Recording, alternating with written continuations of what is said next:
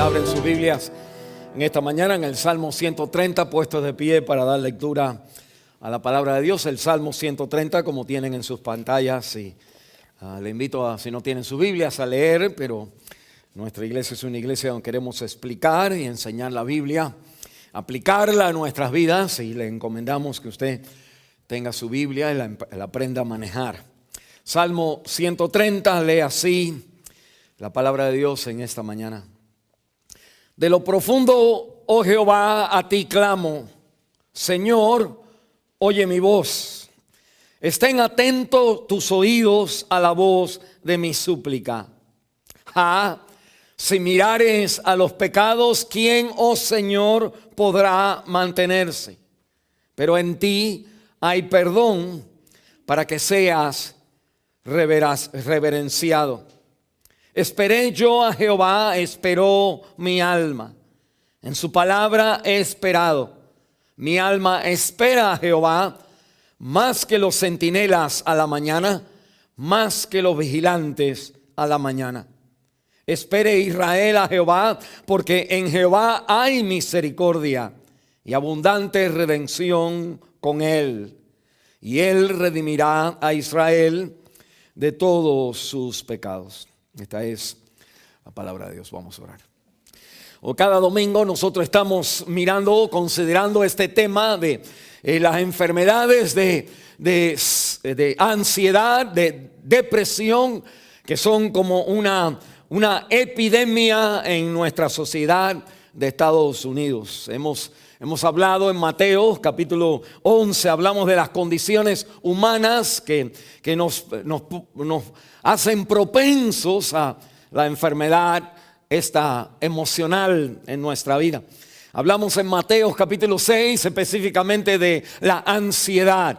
Y hablamos en Primera de Reyes, el capítulo 19, de la depresión. Y en esta mañana, en Salmo 30, queremos hablar de algo más que parece que no está, pero es una raíz de muchos males. Y es este mal emocional que se llama la culpabilidad. El sentimiento que nosotros cargamos a veces y no le sabemos poner el dedo arriba, de que hay algo en nosotros que se siente deprimido, se siente ansioso, se siente triste, se siente como arrepentido, pero se siente como sin esperanza, porque no podemos regresar y cambiar lo que sucedió. Nosotros llamamos a eso en inglés regret.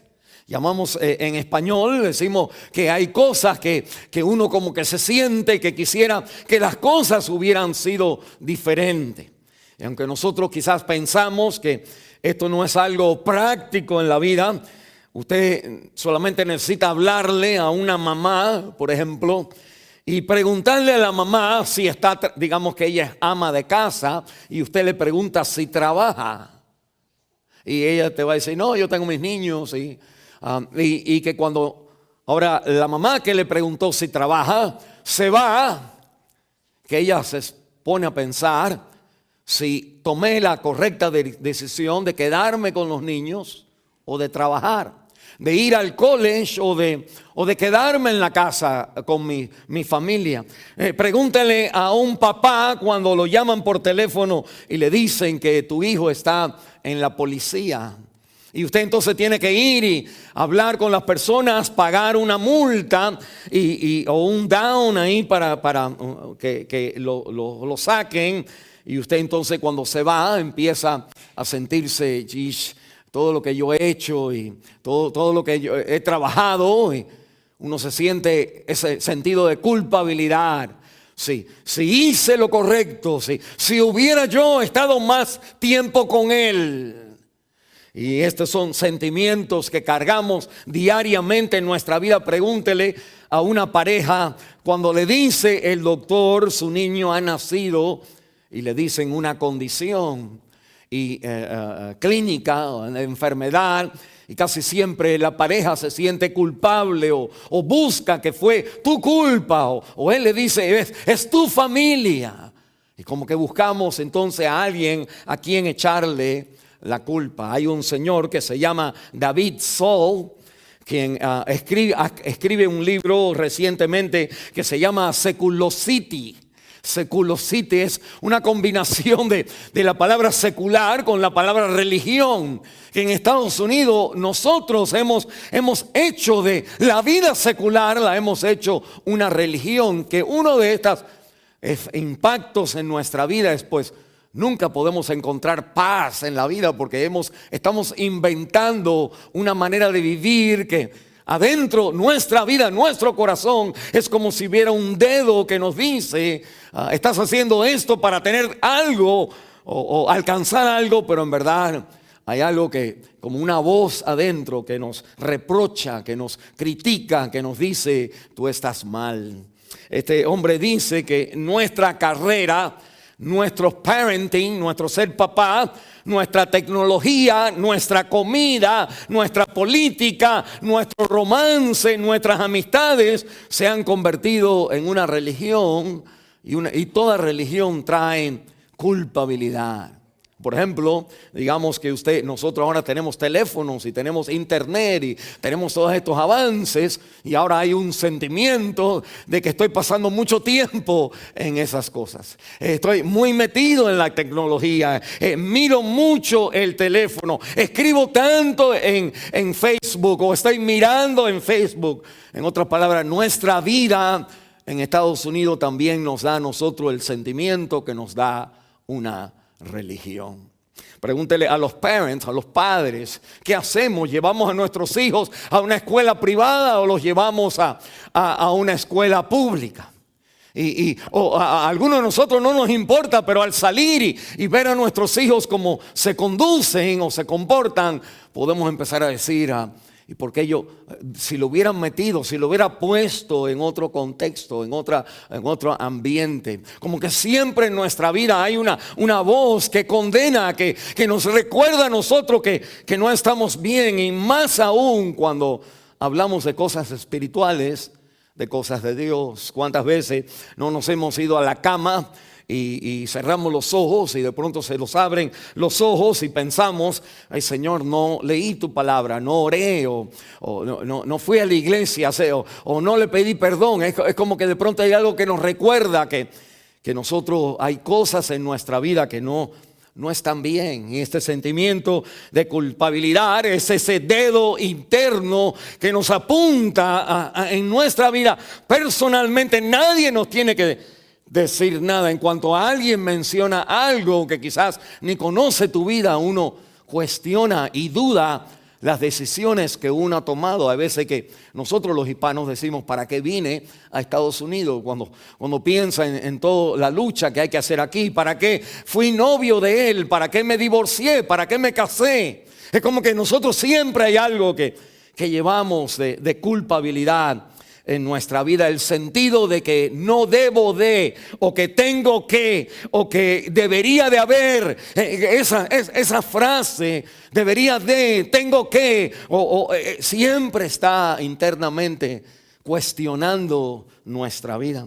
El Salmo 130 es un salmo, como ustedes miran en su palabra, que un sexto salmo de 7 salmos de penitencias que hay en la vida, en la Biblia. Cuando por ejemplo el Salmo 51, cuando David confiesa su pecado, eso es un salmo de penitencia, se llama, de gente que confiesan su pecado. El Salmo 130 es un salmo de penitencia también, un salmo donde la conciencia de algo en mi vida que no ha ido bien me persigue continuamente. Y la Biblia entonces me dice a mí que este hombre, el Salmo 130, es un clamor de ser libertados del sentimiento de si hubiera yo hecho esto, hecho lo otro, fuera una mejor persona, tuviera cosas mejores en la vida.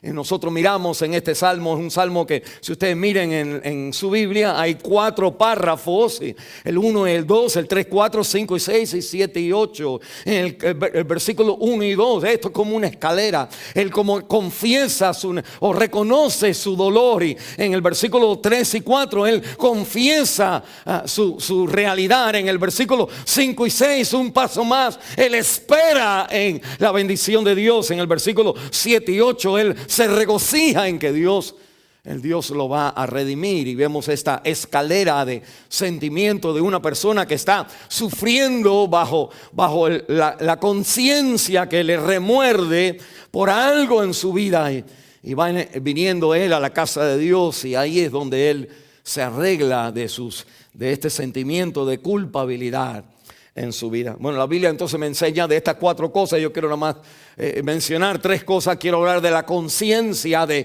culpabilidad que nosotros tenemos. El versículo 1 al 3, de el compañero en la culpabilidad, en el versículo 4 al 6, y por último de la cura sobre la cura sobre la culpabilidad, y el versículo 7 y 8, y lee así entonces conmigo en la palabra de Dios, la conciencia de la culpabilidad. Note conmigo en el Salmo 130 que me dice al comenzar, arriba del versículo 1, me dice que este es un cántico gradual. Aunque uno lee esto y como que se duerme de todas maneras y ni lee, ¿qué quiere decir eso?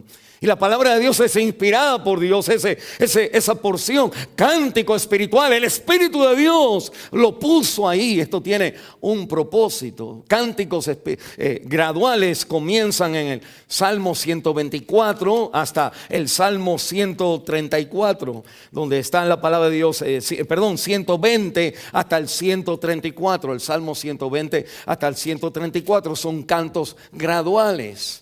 Y se dice de estos cantos graduales que eran los cantos que las personas que peregrinaban hacia Jerusalén cantaban al ir acercándose a la loma, a la parte de arriba donde entonces estaba el templo, la ciudad de Jerusalén, y en la lomita más alta del área de Sión, ahí estaba entonces el monte de Sión, el lugar donde David había hecho el templo y Salomón había hecho el templo para adorar a Dios. Y cuando el pueblo iba subiendo en su peregrinar, la gente que iban el sábado a la iglesia o los días de fiesta a la iglesia, ellos cantaban estas canciones, estos salmos que se llaman salmos graduales, porque uno iba subiendo, ascendiendo en la loma hasta llegar a la presencia de Dios. Y lo interesante, mira, piense conmigo como el Espíritu de Dios pone este salmo en esta colección de salmos. Si el Salmo 120 es el principio y el Salmo 134 es el fin, que entonces el Salmo 130 es más cerca. Usted ya ha cantado unos cuantos salmos y al acercarse ya al salmo final viene a la mente la pregunta o el sentimiento de su conciencia. Y si Dios marcara tu pecado, ¿qué hicieras tú? Y la Biblia entonces me enseña a mí que de cierta manera mientras más nosotros nos acercamos a la vida es un peregrinar. La vida es un peregrinar de nosotros ir subiendo y ascendiendo a Dios, ya sea para vida eterna o ya sea para condenación eterna. Y mientras usted va añadiendo años a su vida, usted al ir avanzando en su peregrinar, al acercarse al 134, en el 130 de su vida, usted empieza a preocuparse. Cuando uno llega a cierta edad, a los 50, a los 60, quizás uno empieza entonces a pensar: si yo hubiera sido, si yo hubiera hecho, si no hubiera peleado tanto, si no hubiera luchado tanto, si no hubiera gastado tanto dinero, si no hubiera trabajado tanto. Es como que uno entonces se da cuenta de todo lo que uno ha hecho. ¿Y qué si Dios marcara las señales, las marcas que nosotros, la conciencia nos recuerda en nuestra vida? Y la Biblia entonces me recuerda a mí de que al nosotros ir caminando en la vida, en el peregrinar de la vida, al principio como somos jóvenes le damos con todo, pero al ir avanzando empezamos a reconocer que nosotros quizás no deberíamos haber hecho tal cosa. Tomamos el ejemplo de vamos a trabajar o no vamos a trabajar. Cuando tenemos hijos, y uno puede decir, pues uno va a trabajar porque hay que comprar la casa, hay que tener el carro, hay que tener, como que de pronto hay argumentos de que hay que seguir para adelante. Cuando uno empieza ya a tener ciertos años, uno empieza a decir: Quédate más con tus hijos. Que el consejo de mío a los 30 años a una mujer, una dama que me esté diciendo voy al trabajo, no, sería pues para que provean la universidad a sus hijos. Cuando uno ya llega a cierta edad, uno dice, si les enseñas a leer, si ellos son personas que aman a Dios, eso es las riquezas más grandes que van a poder tener. Si usted ganara toda la vida y perdiera su alma, nada ganó. Pero eso solamente viene cuando usted se va acercando al momento de sus 134 y los 130 te empiezan a recordar que estas cosas en verdad, si estás temprano en tu vida, pues es difícil figure out o tratar de entender la realidad de que la culpabilidad se va agrandando en nosotros. Mire, cuando uno era joven, pues uno tomó decisiones que hirió a la esposa o que hirió a los hijos. Pero cada vez que yo he estado enfrente de una persona que se está muriendo, siempre he visto que esa persona, cuando le quedan sus últimos momentos, que se vira a la esposa, se vira a los hijos y le dicen perdóname por. ¿Y por qué era tan importante decirle aquella vez o aquello que yo hice? Se convierte más grande, más urgente en los momentos cuando nosotros estamos acercándonos más a la última respiración. La Biblia me dice a mí que en el versículo 1 y 2, él dice, el Salmo 130, de lo profundo, oh Jehová, a ti clamo. Y el versículo 2, él dice, oye mi voz. Interesante que los verbos, el tiempo de los verbos que él clama a Dios y le pide a Dios que escuche, que él son verbos donde él ha estado haciendo esto y continúa haciendo esto. En otra palabra, el sentimiento de culpabilidad es algo que no te abandona. Siempre sigues un pensamiento que tú regresas una y otra vez más. Una acción, una palabra, algo que tú regresas una vez más. Si yo hubiera... Y la Biblia entonces me recuerda a mí, hermanos, que en la realidad en nosotros hay quizás algún pecado, hay alguna acción, algunas palabras, algún evento que ha sucedido que nosotros tenemos memoria de ese evento y regresamos una y otra vez más. Y a cada rato cuando oramos a Dios le decimos al Señor, perdóname por eso otra vez. Cuando uno vive con culpabilidad, ya sea porque estoy trabajando o porque estoy, cualquier cosa que sea donde uno se siente que está mal y hay un dedo que lo acusa a uno, que eso tiene un impacto físico, lo deprime a uno, le da ansiedad a uno y uno no entiende por qué tengo estas emociones. Y estas emociones vienen de tus creencias. Escuche, en nuestra vida los sentimientos que tú tienes hoy, ya sea de depresión o de ansiedad o de tristeza o lo que usted le quiera llamar, la emoción que usted tiene hoy no es porque hay algo que ha sucedido en su vida. Nada de lo que sucede le afecta a usted. Lo que le afecta a usted es lo que usted cree sobre lo que ha sucedido. C.S. Lewis decía que nosotros tenemos dos golpes en la vida. Uno es el golpe de lo que pasa, digamos que tú pierdes tu trabajo, te da una enfermedad o hay un problema matrimonial. Eso es un golpe que es la vida. Pero el otro golpe es como yo pienso acerca de ese golpe en la vida. Que si usted no lo ve como algo importante en la vida, si usted ve que no importa, Dios está conmigo, que ese golpe no duele tanto, pero si es algo importante para usted, pues eso siempre le va a seguir molestando en la vida, continuamente en la vida. Es entonces una realidad que no es tanto lo que le ha pasado a usted.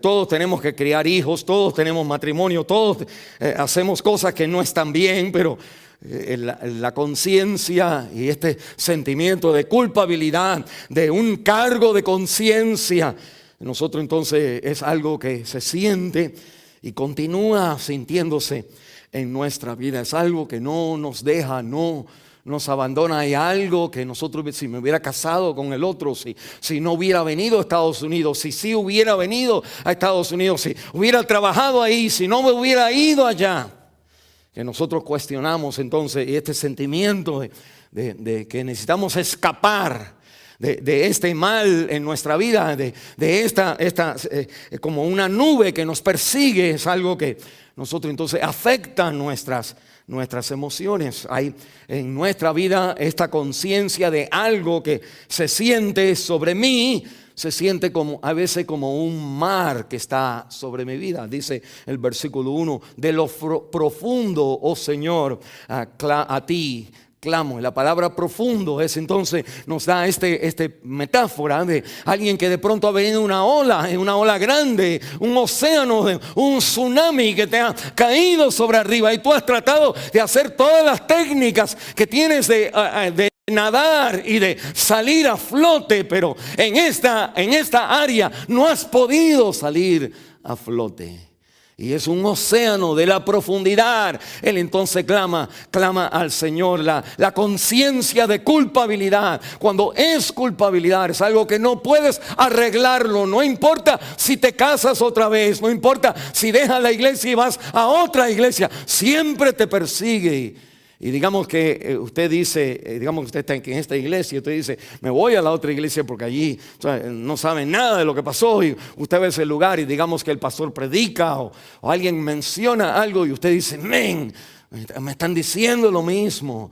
Y usted entonces tiene que huir de todo lo que le pudiera a usted recordar de que usted no puede nadar. Usted está en lo profundo, metido en este recordatorio de la vergüenza, porque se siente como vergüenza, la culpabilidad, detrás de todas nuestras sonrisas, detrás de todo lo que nosotros hacemos, tenemos entonces un sentimiento o un pensamiento de que hay algo que no está bien. Y usted necesita como identificar eso. Necesita, al venir a Dios, necesita venir con eso, porque las personas que iban a Dios llegaban a la canción que les recordaba el pecado en su vida. Si Dios marcara esto, Él dice, si Dios marcara mi pecado. Hay unos años atrás, una de las cosas que me ayudan a entender lo que el Salmo 130 me está diciendo es que unos años atrás salió una película que se llama What Lies Beneath, lo que está debajo. No es una película, como hemos dicho, que recomendamos. Y la película es acerca, ni la vimos, es nada más lo que yo he leído. Es una película que el título es llamativo, What Lies Beneath, lo que está debajo. Y la historia es de una familia, un esposo y una esposa que ya han llegado a mi edad. Sus hijos se han ya casado y se han ido de la casa, y ellos ahora son empty nesters. Ellos ahora son una pareja que han sido casados por 40 años y están ellos ahora ya en tiempo de retirarse. Y ellos entonces, con el dinerito que han ganado, han comprado una casa cerca de un lago, y ellos entonces ahora están como tratando de vivir y recobrar el amor que ellos tienen o tenían. Y la historia de esta película es que de pronto empieza, por eso no la recomendaba, empieza a salir una muchacha, así como una muerta, en diferentes lugares. Y bueno, y la historia es que el esposo había cometido adulterio y nunca le dijo a la esposa. Y la muchacha murió. Y bueno, la enterraron a la muchacha. El hombre entonces, bueno, siguió, nadie se tiene que enterar de esto, y él sigue viviendo su vida.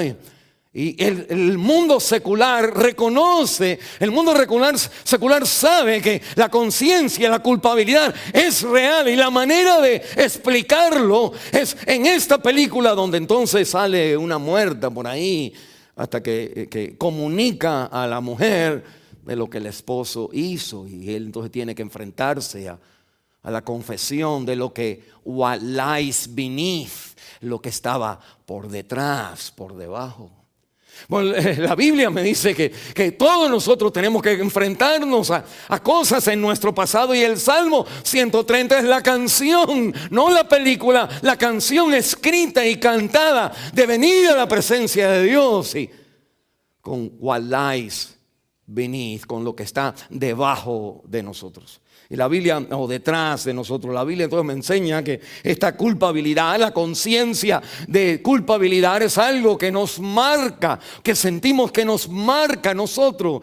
Porque dice, mire el Salmo 130 en el versículo 3, el versículo 3 dice, si mirares a los pecados, si mirares a los pecados, ¿quién, oh Señor, podrá mantenerse? Eso es lo que le viene a él molestando, si mirares a los pecados. Por eso en el versículo 1 y 2 él clama a Dios como si fuera en el mar, y el mar de lo profundo, él ahora clama a Dios, óyeme Señor, continuamente.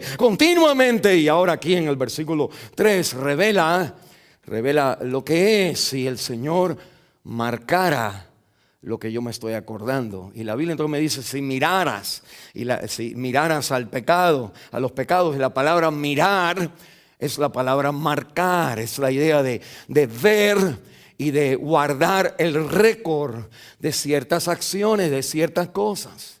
Decirle, cuando nosotros vivimos en la vida y no sabemos manejar las heridas, hablando horizontalmente, las heridas de alguien a mí, o de yo a otra persona, pues a cada rato la persona saca como un arma en contra de ti, como un ataque en contra de ti, pues saca tu pasado.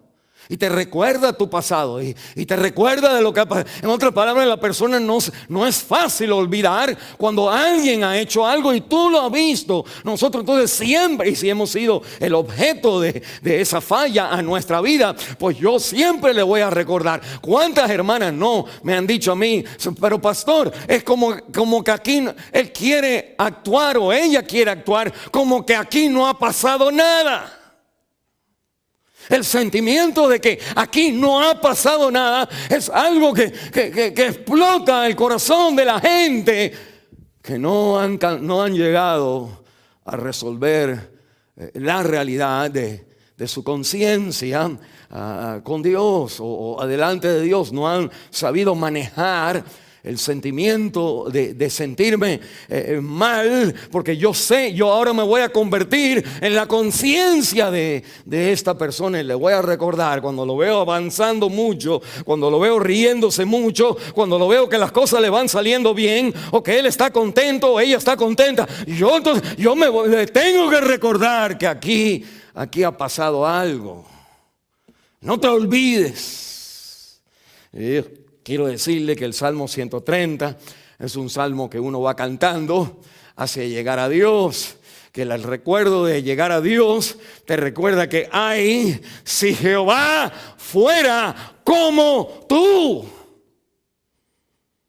Si Dios mirara, si Dios marcara los pecados, dice la Biblia, ¿quién estaría de pie?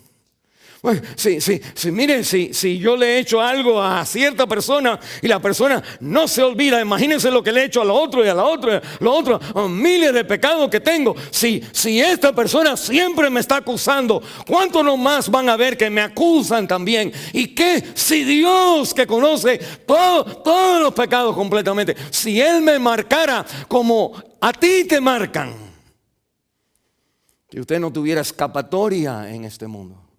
O venir a la iglesia, al acercarse más al último punto con Dios, es entonces ascender esa escalera de su presencia, entonces estar libre del pensamiento que Dios sea como es fulanito, que siempre con su mirada me recuerda.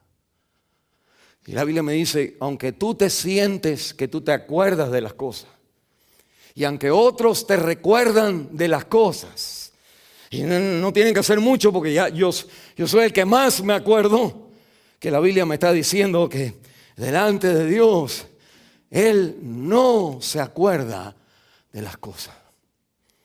El nuevo pacto, que es la parte de la Biblia que nosotros predicamos. Nosotros no somos del Antiguo Testamento. El Antiguo Testamento es, si tú fallas, pues hay que pegarte, hay que castigarte. Pero ese es el Antiguo Testamento, el viejo pacto. El nuevo pacto es que Cristo, por amor de nosotros, recibió, como leímos, Él llevó el castigo para que tú estés bien. Tu paz cayó sobre Él y por su llaga, you could go free, te puedes ir. Y nosotros, la persona que se acerca a Dios, necesita estar bien seguro que aquellos que te condenan siempre en esta tierra te van a condenar, porque la canción siempre se canta, pero la canción siempre de Dios, de la palabra, nos recuerda a nosotros de que Dios no es así. Jeremías, el nuevo pacto, dice: y tus pecados y tus delitos, tus iniquidades, yo nunca me acordaré jamás. Eso es lo que hace Dios. No como que te deja entrar por la puerta. No es que Dios es como que está barriendo y levanta la carpeta y la mete la basura abajo. No, es que Dios, la justicia, no, en el Antiguo Testamento es que la justicia tiene que aplicarse. En el Nuevo Testamento es que la justicia se ha aplicado. Y que usted, si entiende, aplauda, pero la Biblia entonces me está recordando que el Señor me está enseñando a mí de que el Señor no es así. Dios no es así. Y yo digo, ¿cuánto usted necesita ir? No hay muchas iglesias como esta, donde la gracia de Dios es lo que se predica, porque usted no lo puede hacer por ley. Usted puede echarle la culpa a otro, pero si Dios te juzgara a ti como tú juzgas a los demás, pues usted no pudiera estar de pie. Cuando Cristo estaba en la tierra, el problema que Él tenía con los fariseos es que los fariseos por fuera tenían todo arreglado, pero dentro, la Biblia dice que eran hipócritas, porque cada vez que uno está en la religión te hace hipócrita. Porque por fuera uno como que cumple los mandamientos de Dios, pero por dentro uno sigue en ciertas cosas que no están bien. Y la Biblia me está diciendo: cuando uno en verdad viene a Dios, tiene que venir tal como uno en verdad es, tal como uno está. Y al uno acercarse a su presencia, pues la preocupación del salmista al ir ascendiendo es la canción que me recuerda: ay, si el Señor fuera como esta gente. Pero la Biblia entonces me dice que el Señor no es como esta gente. Me habla del compañero de la culpabilidad. Miren el Salmo 130, versículo 3. Él dice: si mirares a los pecados, ¿quién, oh Señor, podrá mantenerse? Y antes de seguir, miren él está como en un mar donde el agua le ha caído por arriba, la ola, el tsunami le ha caído. No puede cambiar. Usted no puede regresar y no hacer lo que hizo. No puede hacer eso. Y hay gente que conocen que lo que usted hizo y se acuerdan de eso, y usted nunca lo puede salvar. Y usted entonces tiene que, si Dios fuera así, pues no tengo escapatoria. Y la Biblia entonces me está diciendo que cuando el salmista viene, eso es lo que le preocupa. Pero mira el versículo 4: pero en ti hay perdón para que seas reverenciado. Y la idea es que el salmista entonces conoce, igual que David, que cuando uno entonces tiene algún problema moral en la vida, tiene algún problema donde te recuerdas del pasado, de lo que la gente, la esposa o el esposo te recuerdan, cuando a ti te atacan así, que lo que tú tienes que hacer, en vez de huir de Dios, es de acercarte a Dios. Martín Lutero, esto no es algo nuevo, este es el mensaje de la iglesia evangélica desde que comenzó el protestantismo contra la iglesia católica. La iglesia católica usted tiene que rezar 3 veces la Ave María, 10 veces Padre Nuestro, y tiene que hacer una promesa, y tiene, en otras palabras, hay algo que usted tiene que hacer. Si va a una iglesia de otra índole, pero igual, pues usted puede perder la salvación, y tratan entonces de asustarlo a usted. Y la idea viene que si no te asusto, pues usted entonces va a tener la libertad de hacer lo que usted quiera. Pero mire, el otro ejemplo es que si te asusto, la manera de relacionarte con Dios no es una manera como Él es es una manera como tú crees que Él es. Y la iglesia, déjame no decir el nombre, que te castigan por, hermano, sería bueno si le pusieran algo ahí atrás para que el sol no los puedo ver. Gracias, mi hermano Ujieres. Y la idea entonces es que nosotros creemos que tengo que hacer algo para que yo haga algo, para que Dios crea que Él fuera digno de salvarme por mi conducta. Estoy viviendo de tal manera de que, pues si Él va a salvar a alguien, me va a salvar a mí. Mira cómo yo hago cosas. Y la palabra de Dios te dice en el Salmo 130, si Dios marcara el pecado, hermano, no es que Él no lo marca, es que se ha marcado, se ha satisfacido en Él. Dice la Biblia en el versículo 4, pero en ti hay perdón. El hijo pródigo vivía más y más, huía, se iba de la casa de su padre. ¿Saben por qué? Porque era peor la vida que estaba viviendo. Nosotros cuando sentimos que perdemos el trabajo, que tengo que tener 2 trabajos, que tengo que pagar esto, mientras más la vida se hace dura, menos usted quiere venir a la iglesia. Usted como el hijo pródigo, y usted como que está huyendo. Y Martín Lutero, que es entonces el mensaje original de la palabra de Dios, original es Cristo y Pablo en la Biblia, pero el que recobra el evangelio de la gracia de Dios, Martín Lutero entonces escribe que toda nuestra vida es un tratar de estar bien. Tenemos psicológicamente, porque todos tenemos esto que se llama la conciencia, que nos aprueba, nos condena, nos aprueba. Bueno, nosotros siempre queremos hacer algo, a trabajar, ir a la escuela. Es como tratar de arreglar algo en mi vida donde yo pueda controlar la bendición de Dios.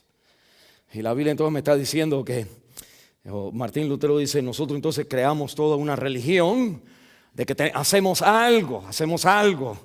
Para que Dios diga, ok, hiciste eso, pues ok. Y que el evangelio, porque tenemos ese temor de castigo. Y tenemos entonces una justicia humana. La justicia humana es tú me das y yo te doy. Y Cristo, el Señor, dijo en el Antiguo Testamento, diente por diente, ojo por ojo. Eso no quiere decir que me da, yo te doy, sino que el Señor estaba diciendo, no, si alguien te da, no lo mates tú, diente por diente y ojo por ojo, no te vayas más.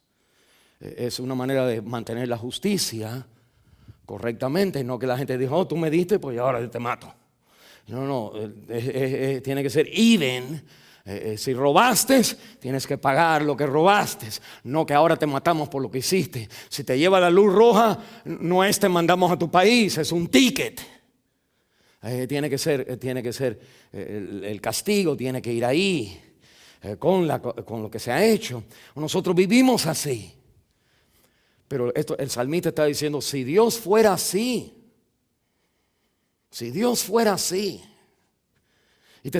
y es así, el Señor viene hablándole a la mujer samaritana, 5 esposos has tenido y ahora estás viviendo con alguien.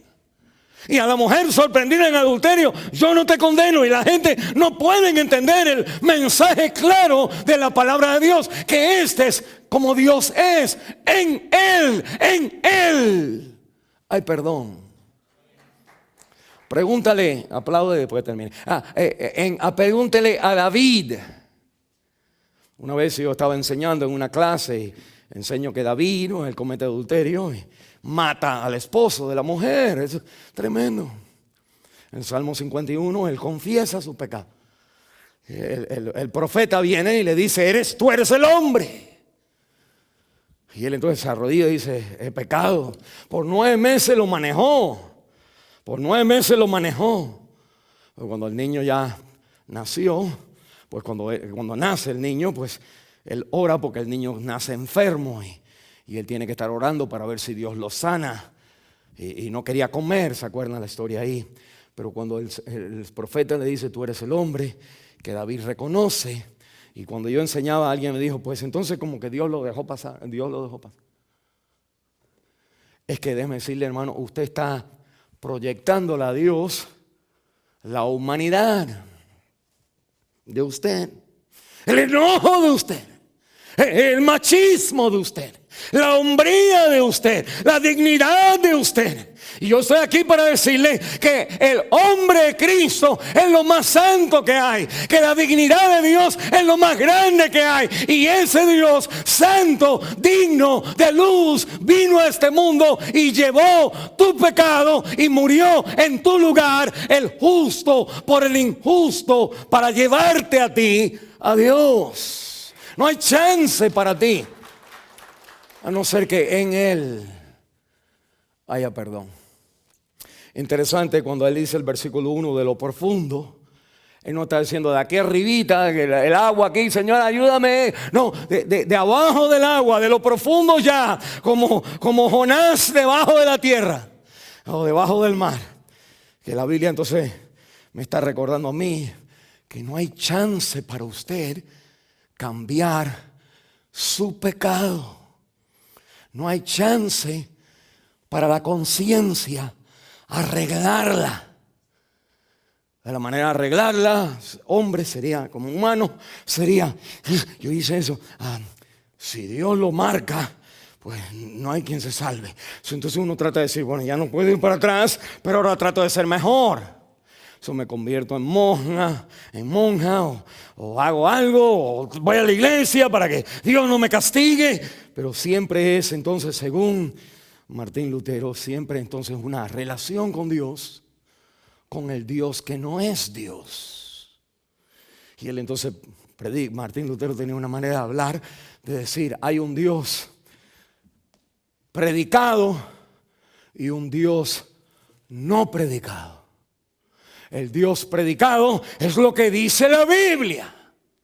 Y el Dios no predicado es el que me dice mi conciencia. Es el hijo pródigo yéndose más y más, más y más. Porque si fuera yo no le aguantara esto a nadie. Dios seguro que no me va a aguantar a mí. Y la Biblia entonces me dice cuando el muchacho entonces regresa. Y lo lindo de Martín Lutero decía que del Dios que nosotros huimos para no estar mal, es el Dios a quien nosotros tenemos que ir hacia Él cuando estás mal. Y Él saca eso del Salmo 32, al Salmo 51, cuando David comete adulterio y peca. La justicia del ser humano es ¡fuera! Pero los que conocen a Dios, en vez de irme, sino es, tengo que ir hacia Él. Porque en Él, dentro de Dios, hay perdón. Yo no tengo que jorobarle el brazo, no tengo que doblarle, no tengo que comprarlo, no tengo que decirle, mira, Señor, no me porto bien por 100 años, por lo que hice. Ahora me convierto en monja o sacerdote o ahora yo voy a un convento. No, nada, usted. Nada más. Y David viene y dice, Señor, por la multitud de tu misericordia. Cuando yo estaba enseñando eso, pues la persona dice, Dios entonces lo deja pasar. Lo deja pasar. Dios no deja pasar. Es nada más que hay algo en Dios que el mundo no conoce. Y nosotros sí lo conocemos, porque Cristo es Dios quien toma tu lugar. En la cruz del Calvario Cristo cuelga clavado en el madero. La Biblia decía que maldito el que muere en un madero. Es una maldición de un hombre crucificado. Cristo crucificado es la maldición de Dios, toda echada en Él, para que tú, que yo, que nos merecemos la maldición, tengamos entonces el perdón de Dios. Y la Biblia me recuerda entonces a mí de que nosotros tratamos de tres cosas cuando tenemos este sentimiento. Todos nosotros como creyentes tenemos como un temor de que si le fallo a Dios, si le fallo a Dios, Él entonces me va. Y nosotros entonces hacemos tres cosas con ese sentimiento. Uno, nosotros huimos de ese sentimiento. Pues no voy a la iglesia por un tiempecito. Cuando es la cena del Señor, por ejemplo, hay gente que cuando pasan la cena del Señor, ellos entonces no toman la cena del Señor porque déjeme darle un tiempo. Darme un tiempo para que no sea hipócrita. Y la Biblia lo que está diciendo, la cena del Señor es diciéndote, tú eres hipócrita, por eso yo muero por ti. La idea no es que algo aquí, que tú eres santo para tomar la cena, sino que la cena es, este es mi cuerpo quebrantado por ti. Mira lo que te costó, lo que me costó a mí, mis travesuras. Y que es ahí donde una y otra vez más, al yo ir acercándome a Dios, en ti hay perdón, en ti hay perdón. Y el propósito es para que seas reverenciado. Cuando el perdón más y más me derrite mi corazón ante Él, pues es más fácil decir, ya paro, ya no hago. ¿Hasta cuándo le voy a quebrar el corazón a Él? Por mí. En vez de haz, porque Él te va a partir la cabeza. Y eso es bien importante porque nosotros entonces estamos como buscando una iglesia donde yo pueda huir de culpabilidad. Pero otra cosa que yo hago es que yo trato de arreglar mi culpabilidad. Eso también voy a otra iglesia donde yo siento que hay algo que yo puedo hacer para arreglar mi culpabilidad. Este hombre en la predicación siempre me está recordando que mira lo que hay, mira dónde fallo y solamente Cristo. Y uno puede decir, pero solamente Cristo, entonces solamente Cristo y ya. Es exactamente lo que uno tiene que llegar y rendirse a ese Cristo. Pero cuando uno no quiere lo que Dios dice, en ti hay perdón, pues entonces uno piensa, pues yo me voy a ganar ese perdón. Yo me voy a ganar ese perdón. Y la Biblia entonces me está diciendo, eso no es lo que dice el salmista, es, tú no te ganas nada. Si Dios marcara, tú no te ganas nada. Es nada más porque en Él hay perdón. Entonces, en vez de entonces uno huir de la iglesia, o ir a una iglesia donde yo manejo mis cosas para yo entonces avanzar, que la Biblia entonces me está diciendo, otro camino más es rebelarme, me rebelo. ¿Quién puede? Dice aquí, ¿quién puede mantenerse? Eso es una pregunta. ¿Quién podrá mantenerse? Que puede ser una profecía, o puede ser, como una queja, o puede ser como una afirmación. Una queja, entonces sería, pues, ¿quién puede? Pues, ¿quién puede aquí? No, nadie puede hacer lo que la Biblia dice. Y la Biblia está diciendo, that's right. Pero no es para que usted llegue a un sentimiento de, pues, ¿quién puede? Sino para que usted llegue a reconocer una afirmación de que yo no puedo, pero en Él está la salida. El hijo pródigo entonces regresa y encuentra no al Dios que él creía, al Padre, sino al Dios que se predica.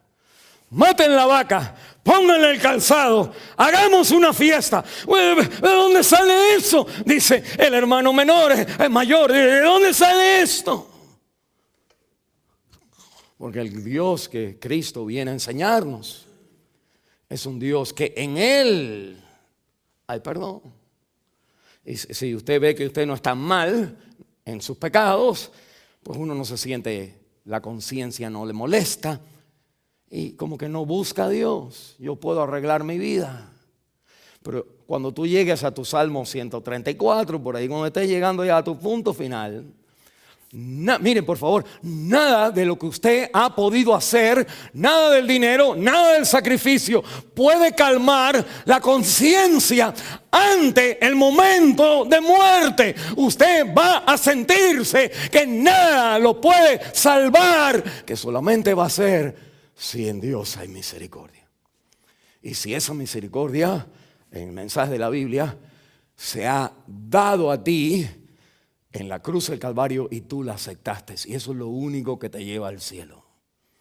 O llegue a Apocalipsis capítulo 20, donde la Biblia dice que está toda la línea de juicio delante del trono blanco, y hay 2 libros, el libro de las obras, y Dios es juzgado cada uno según sus obras, y está el libro de la vida, y si tu nombre no es hallado en el libro de la vida, pues el libro de las obras, que lo único que tenemos es entonces, cuando estamos en Cristo, lo único que tenemos en Cristo es lo que hemos hecho.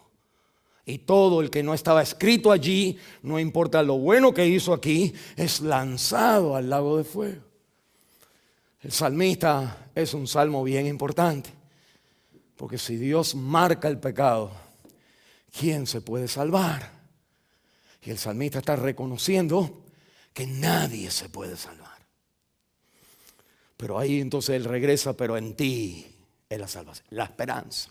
Y la Biblia entonces me enseña a mí que o nosotros huimos de Él, o nosotros tratamos de arreglarnos para estar bien delante de Él, o nos rebelamos en contra de Él. ¿Quién puede? Y como que cínicamente, incrédulamente, nosotros entonces no creemos nada.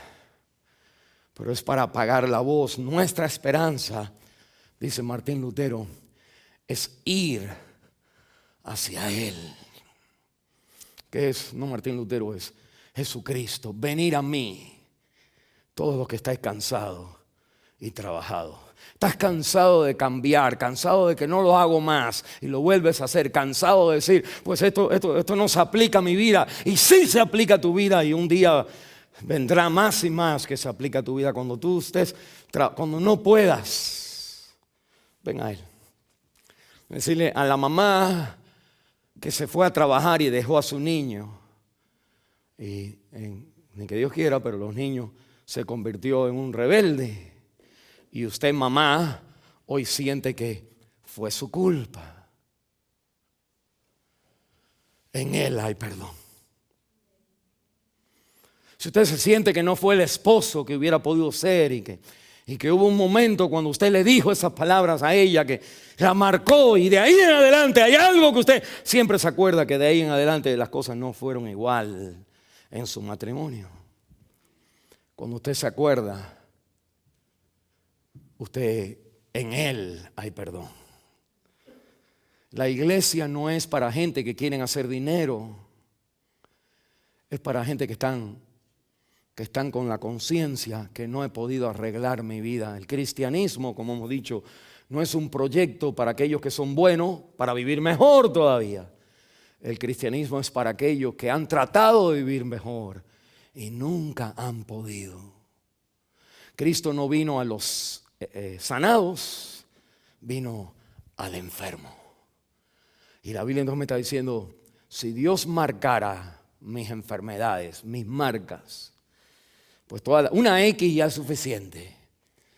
Pero en Él hay perdón. Y la Biblia entonces me recuerda que en Él, al lado de Dios, hay un compañero que es Él mismo que viene a perdonarme, dice el versículo 7, porque en Jehová hay misericordia, abundante redención. Y mire, con Él, ahora no en Él, sino el que está en el perdón en Él, hay alguien con Él que aplica ese perdón. Y la Biblia desde el Antiguo Testamento está hablando que en el principio era el verbo era Dios, y el verbo era Dios, y el verbo se hizo carne, y el verbo murió en nuestro lugar. El Dios en donde hay perdón en Él, hay también uno al lado de Él que agarra el perdón dentro de Dios, porque es Él, y Él viene a la cruz y toma nuestro lugar. Miren, el creyente es alguien que vive comiendo y bebiendo de esto que estoy hablando una y otra vez más. No hay otro mensaje más mejor, para hablar en mi lenguaje, más mejor que el mensaje de que el Señor me ha perdonado. Tus pecados te son perdonados, tus fallas te son perdonadas, tus pecados feos son perdonados, los grandes y los pequeños son perdonados, lo que la gente te marcan alrededor de ti son perdonados, la falla de 10 años atrás es perdonada. Todas estas cosas, cuando la mamá, cuando el papá, cuando hay divorcio, cuando las malas decisiones, usted puede venir a Él y encontrar en el Señor el que está al lado, el compañero en Dios que nos perdona. Mire, la cura entonces es lo que hemos mencionado, pero es interesante. Miren la Biblia, el versículo 1 a 2 me da 4 metáforas. El 1 y 2 me da la metáfora de un mar. En el versículo 3 y 4 me habla de la metáfora de una corte delante de ti. El perdón, si marcas el pecado, si me lees la cartilla, si me lees las fallas, pues nadie se puede mantenerse. El versículo 5 y 6 me habla entonces de centinelas, de una muralla donde hay unos vigilantes que vigilan. Y el versículo 7 y 8 me habla del mercado, una redención. Le explico bien rápido. La cura entonces es que en la parte del mar, donde las olas están sobre él, donde él no puede nadar, que la palabra de Dios entonces me dice que él suplica, él clama a Dios. De lo profundo de donde esté, no importa lo profundo donde esté, mi conciencia, mi pensamiento de lo que hice mal, que de lo terrible que sea, que ahí todo el que invocare el nombre del Señor será salvo. En el versículo 3 y 4, en la corte, donde mi pecado es como si fuera una lista de la sentencia que me leen. Hablando de este muchacho que fingió el ataque allá en Chicago. ¿Se acuerdan todos? Ustedes saben lo que estamos hablando aquí en Chicago. Hay un muchacho artista que iba caminando a las 2 de la mañana cuando estaba súper frisado de esto, que los policías le dijeron a la gente que hacían cosas malas: ok, no salgan ustedes porque nosotros no vamos a salir. Es como había un pacto entre el que hace mal y el policía para decir que en este tiempo we don't play ahora, no podemos vivir por el frío que hacía en Chicago. Era la ciudad más fría en todo el planeta. Que es en ese tiempecito donde este muchacho le paga $3,500 a 2 otros muchachos de Nigeria para que lo asalten. Ustedes conocen la historia. Pero lo interesante es que él está en el juez y de pronto le empiezan a leer lo que cuenta, como es la fiscalía en Estados Unidos. En vez de decirte, pues, él mintió. No, son 5 páginas de tra. Él mintió. Son 5 páginas llenitas de todo lo que implica eso. Una vez yo, delante del juez, había una señora, esto en Houston, Texas, que su niño lo habían agarrado preso porque habían balaceado y él estaba en el carro. Y bueno, finalmente yo tratando de ayudar a la hermana, me pongo al lado de ella, el esposo y ella, yo como pastor, tratando de aconsejarlos y el hombre, el juez, le leen lo que él hizo. Es tremendo lo que el muchacho hizo, es una lista de cosas. Uno dice, wow, de nada te sacan otro cuento, te hacen un cargo de algo que sucede. Y le dicen a la mamá, son 20 años de prisión, lo estaban sentenciando. Y me acuerdo yo decir, ¿cómo 20 años? Hermano, el guajiro la gente. Y el hombre me tuvo misericordia, el juez, y me dijo, no fue una bala, no fue un tiro que tiró, fueron un tiroteo, balaceadas. Y me dijo el plural, me dijo, me hizo la S. Y con todo, en otras palabras, ahí no te perdonan nada cuando tú vas a la corte. Y la palabra de Dios me está diciendo que si Dios ¿cuántos esposos no me han dicho? Ella me recuerda de que hice, y se acuerda de todo lo malo, de todo, El hombre dice, ¿de dónde nos salió eso? Es porque uno guarda las faltas. Si Dios hiciera así, no hay escapatoria. Y la Biblia me está diciendo, en la corte, pero contigo, como David, hay perdón. El juez se para del trono allí y pasa la sentencia y toma la sentencia él mismo. Él se condena al pecador, pero como leímos hoy, el castigo de mi paz cae sobre él mismo se pone. Y la palabra de Dios entonces me dice que esa es la cura del creyente. Es la cura del creyente, es también los muros donde están los vigilantes, los vigilantes, los centinelas de la mañana, esperan a la mañana. Y lo que está diciendo la Biblia aquí es que así como un centinela no puede hacer nada para apurar la mañana, porque usted se preocupa, porque usted corre para allá, para acá, la mañana viene a la mañana.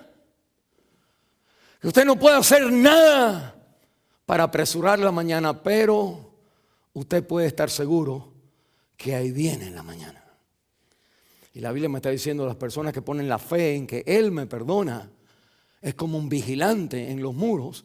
Yo aguardo, yo espero, yo tengo la anticipación de que su perdón va a llegar a mi vida, de que Él actuará por mí, de que suficiente es lo que Cristo hizo por mis pecados. Él saldrá en la mañana. Dice en Hebreos que cuando Cristo viene por segunda vez no trae recordatorio de pecado. Todos nosotros preocupados, ¿qué va a hacer Dios? Y Dios te está diciendo, por lo que Cristo hizo, Él ya no trae nada. El cristiano puede vivir libre en esta vida. Y nosotros entramos en un jueguito con Dios y todo es por la culpabilidad, que tengo que hacer, no tengo que hacer, porque si no Dios me castiga. Piénsese usted como que ya lo castigó en Cristo Jesús. Si usted es libre, el venir a la iglesia o leer la Biblia, orar a Dios, cualquier cosa religiosa de la Biblia, es entonces algo que uno hace por gratitud a Él. Es la manera de aguardar la mañana, de anticipar que lo que dice la Biblia es verdad ahora, y que cuando venga el Señor lo que dice la Biblia es verdad. Y por último está entonces la metáfora del mercado, porque en el versículo 7 al terminar dice: abundante redención, Él redimirá. Y la palabra redimir es la palabra de una persona, de algo en un mercado que está siendo puesto en venta. Y redimir es el pago, donde tú pagas por lo que compras y te lo llevas y es tuyo, porque pagaste la redención del pago, de lo que se requería para llevártelo. Y que la Biblia dice que en la sangre de Cristo pues Él ha hecho la redención de nuestros pecados.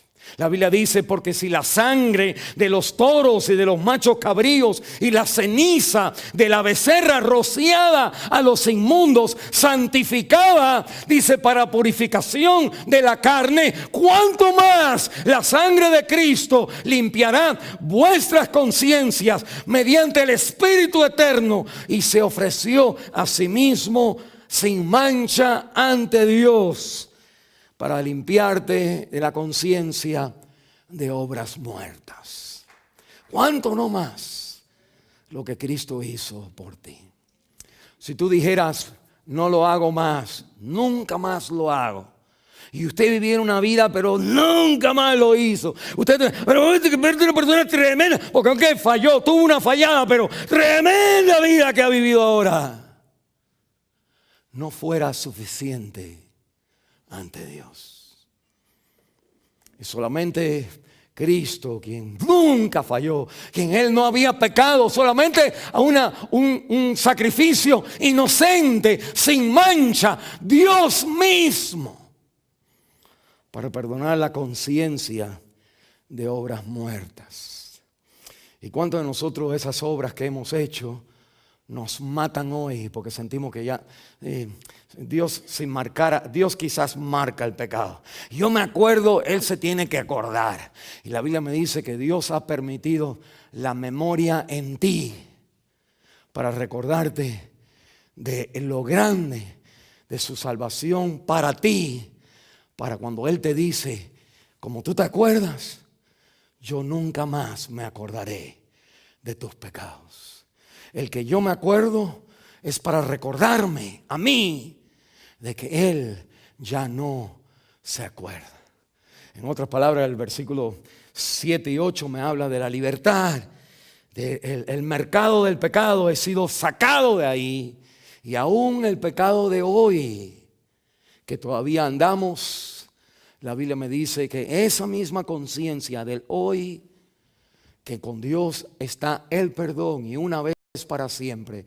Me perdonó del pecado pasado, presente y futuro, para que usted no tenga que seguir viviendo ahí, sino usted puede salir ya de esa condena. Vamos a orar.